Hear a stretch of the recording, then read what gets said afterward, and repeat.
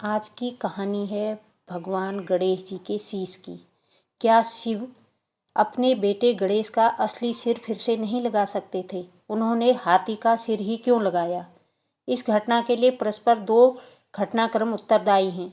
पुराणों की कथा अनुसार एक बार शिवजी ने रुष्ट होकर सूर्यदेव पर त्रिशूल से प्रहार कर दिया था। परिणाम स्वरूप सूर्यदेव मृत्यु को प्राप्त हुए। तब क्रोधित कश्यप ऋषि ने शिवजी को श्राप दिया था कि जिस प्रकार से मेरे पुत्र का वक्ष स्थल विदीर्ण हुआ, उसी प्रकार से आपके पुत्र का सिर भी उदीर्ण होगा।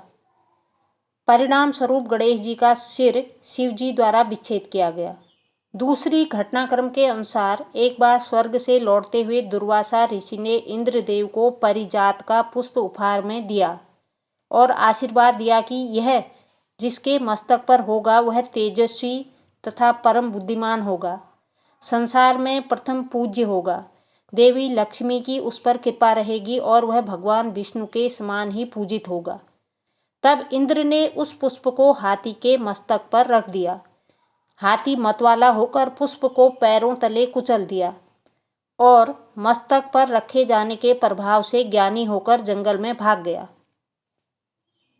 दुर्वासा ऋषि ने अपने उपहार के अपमान से आहत होकर इंद्र को श्रीहीन होने का श्राप दे दिया। हाथी पुष्प के प्रभाव और दुर्वासा ऋषि के आशीर्वचन के अनुसार परम ज्ञानी हो गया, किंतु मतवाला होकर जंगल के अन्य जानवरों को कष्ट पहुंचाने लगा। अब कश्यप ऋषि के श्राप के फलित होने का समय आ गया। फलतः शिवजी के त्रिशूल से गणेश जी का सिर विदीर्ण यानी क्षत विक्षत हो गया। उधर ऋषि के आशीर्वाद से हाथी ज्ञान को प्राप्त हो गया, किंतु उत्पाती हाथी के कोप को शांत करने तथा गणेश जी को प्रथम पूज्य बनाने के लिए हाथी का संहार आवश्यक हो गया और ज्ञान के संचय के लिए उसके परम गुणवान सिर को संरक्षित करना जरूरी हो गया। परिणाम स्वरूप एक तो हाथी के वध से, उसके उपद्रव से वनचरों की रक्षा हो गई, साथ ही गणेश जी उस हाथी के सिर को धारण करके प्रथम पूज्य, तेजस्वी और रिद्धि सिद्धि के प्रदाता हो गए।